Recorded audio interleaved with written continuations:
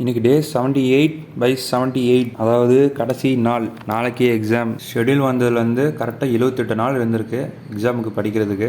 Exam பக்கத்தில் வரும்போது தான் ஒழுங்காக படிச்சுக்கலாமே அப்படின்ற மாதிரி யோசனையெல்லாம் வரும். அதெல்லாம் வந்துடுச்சு. எனக்கு மதியான டைம்லலாம் ஒரு ஸ்ட்ரெஸ் அட்டாக்கே வந்துடுச்சு. புக்கே தொட முடியாத மாதிரி ஆயிடுச்சு. அப்புறம் கொஞ்சம் கொஞ்சமாக ரெஸ்ட் எடுத்து பார்த்துட்டு இருக்கேன். ரீகால் பண்ண ட்ரை பண்ணாலும் ஒன்றுமே மண்டையில் வர மாட்டேங்குது. ஜென்ரலாக ஒரு 3 பாயிண்ட் வருது. அப்புறம் நாங்களும் அப்படியே மதியானம் சாப்பிட்டு அப்படியே ஒரு வாக் போனோம். எக்ஸாம் ஹால் பக்கத்தில் போய் எல்லாம் கோட்லாம் பண்ணியாச்சு. எங்கே உட்காருவோம், எதுவாக இருந்தாலும் நாளைக்கு தான் கன்ஃபார்மாக தெரியும். அப்புறம் ப்ராக்டிக்கல் ஷெடியூல் வேறு விட்டாங்க. எங்களுக்கு 20ல் ஆரம்பித்து ஏப்ரல் 2 வரைக்கும் இருக்குது. ஒரு ப்ராக்டிக்கலுக்கும் ஒரு நாள் பிரேக்கு. பரவாயில்ல, ஒரே கண்டினியூஸாக வைக்கிறதுக்கு பதிலாக பேர்ன் அவுட் ஆகாமல் இருக்கும்.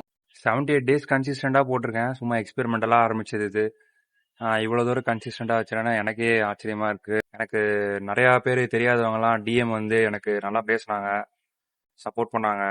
அப்புறம் நடுவில் ஒரு கொலாபரேஷன் வந்துச்சு, ஒரு பாட்காஸ்ட் பண்ணேன். அப்புறம் இப்போ எக்ஸாம் கூட வேற கோர்ஸில் இருக்கவங்க கூட எனக்கு ரொம்ப ஆல் தி பெஸ்ட்லாம் சொன்னாங்க. நிறைய பேர் விஷ் பண்ணாங்க. எனக்கே ரொம்ப வித்தியாசமாக இருக்குது இந்த ஃபீலிங். இவ்வளோ நாள் எனக்கு சப்போர்ட் பண்ண என் ஃபாலோவர்ஸ், ஃப்ரெண்ட்ஸ், ஃபேமிலிஸ்க்கு ரொம்ப தேங்க்ஸ். இன்னையோட டெய்லி விளாக் முடியுது. இதுக்கப்புறம் கண்டென்ட் போடுவேனான்னு கேட்டிங்கன்னா போடுவேன். பட் டெய்லி விளாக்ஸ் இருக்காது. எனக்கு இன்ட்ரெஸ்டடாக இருக்கிற விஷயங்கள்லாம் போடுவேன். இன்னும் இருக்கு. இன்னும் I have more room to grow. So பார்க்கலாம். நாளைக்கு நான் வந்து எக்ஸாம் இருக்கு. எக்ஸாம் எழுதிட்டு எப்படி இருக்குன்னு அப்டேட் பண்ணுறேன். இன் எனி ஃபார்ம் ஸ்டோரியில் போடுவேன், இல்லை ஷார்ட் ரீலாக கூட போடலாம். நாளைக்கு நடக்கிறத பொறுத்து. ரொம்ப டிப்ரெஸ் ஆயிடுச்சுன்னா எதுவும் போட மாட்டேன். பார்ப்போம். பாய்.